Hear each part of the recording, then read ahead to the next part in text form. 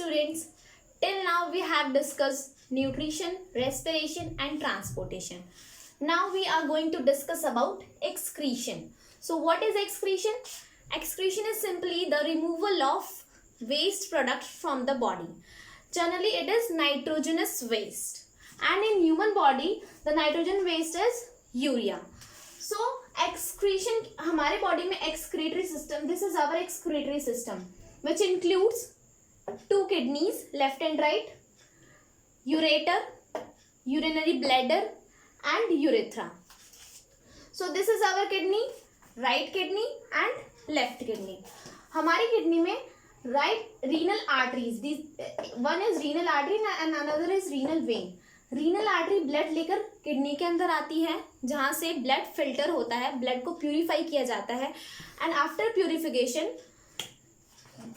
Purification जो blood होता है वो रीनल वेन के थ्रू वापस हमारे सिस्टम में चला जाता है. यानी कि रीनल आर्टरी के थ्रू ब्लड आता है जो किडनी में आके फिल्टर होता है, and after filtration renal veins के थ्रू सारा ब्लड वापस हमारे सिस्टम में चला जाता है.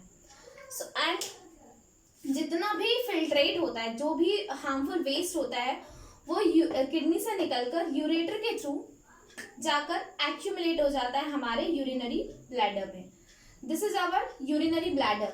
It is a bag like structure. जब ये पूरा फुल हो जाता है, then this muscles contract and here is a pore opening called urethra. When it is full there is a urge to void it.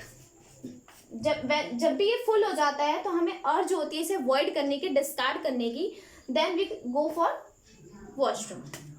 Next, in the kidneys there are several unit called highly ultra filtration unit called nephron.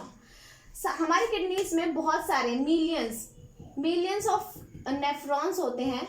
These are nephron जो help करते हैं filtration में. इनका ही function होता है हमारी kidney में, जो फिल्ट्रेशन का फंक्शन होता है वो हमारा करता है नेफ्रॉन. तो हम देखेंगे अब नेफ्रॉन का स्ट्रक्चर कैसा होता है. तो in nephron there is a cup shaped structure. This is called Bowman's capsule.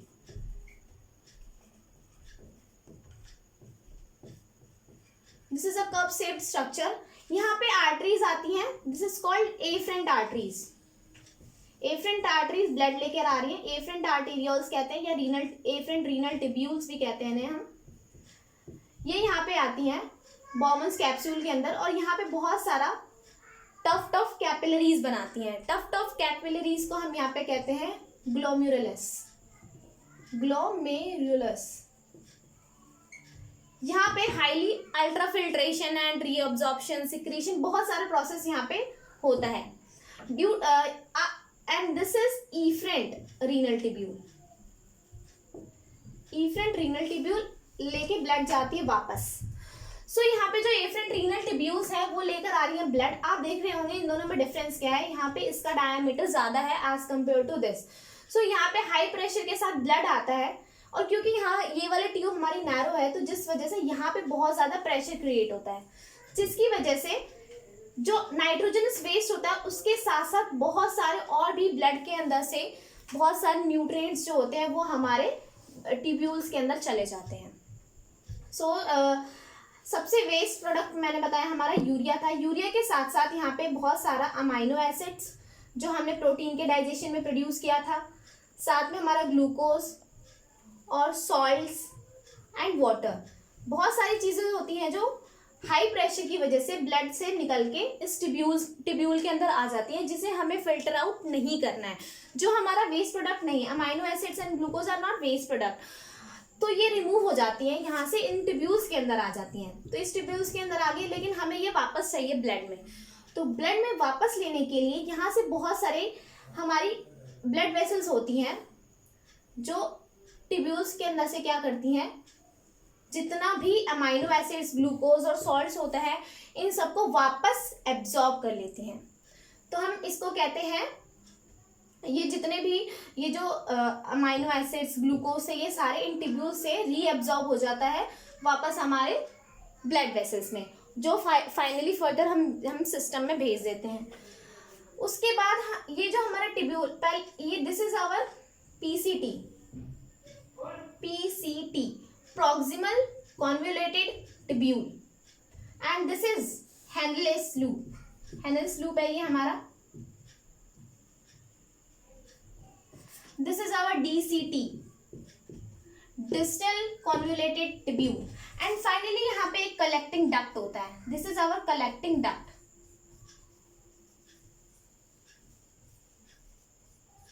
Collecting duct में क्या होता है, बहुत सारे फर्दर नेफ्रॉन्स, जैसे कि मैंने आपको बताया बहुत सारे नेफ्रॉन होते हैं, एक किडनी के अंदर मिलियंस ऑफ नेफ्रॉन होते हैं.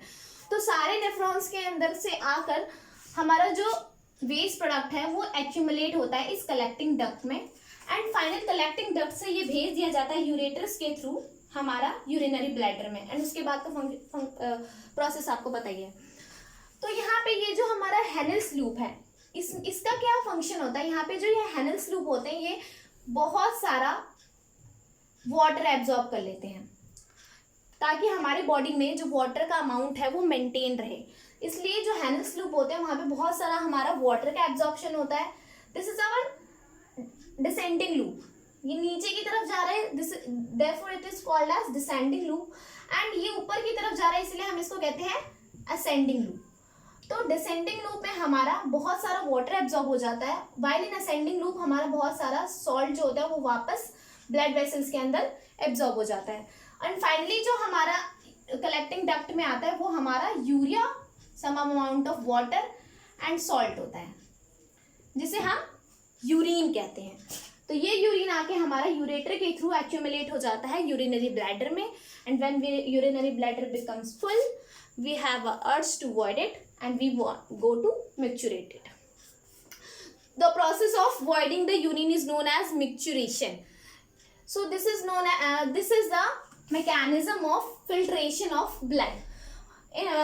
इसमें हम नाइट्रोजनस वेस्ट जो भी हमारा मेटाबॉलिक बॉडी के अंदर जितने भी मेटाबॉलिक प्रोसेस हो रहे थे, प्रोटीन डाइजेशन हो रहा था जिसकी वजह से अमाइनो एसिड्स प्रोड्यूस होते हैं, फिर फर्दर उनका और अमोनिया वगैरह रिलीज होते हैं जिसकी वजह से फाइनली हमारा यूरिया कन्वर्ट करता है लिवर, और वो सारा यूरिया हमारा किडनी में ब्लड के थ्रू आता है किडनी में, एंड किडनी उसे फिल्टर करती है और हम उसे बॉडी से बाहर एक्सक्रीट आउट करते हैं. तो this is the mechanism of excretion in human beings. Now we are going to discuss about excretion in plants. Plants में एक्सक्रीशन बहुत ही ज़्यादा सिंपल है. जैसे कि हमने कार्बन डाइऑक्साइड और फोटोसिंथेसिस के टाइम पे जो O2 रिलीज होती है उन सबको रिमूव करना वो भी प्लांट एक्सक्रीशन में आता है.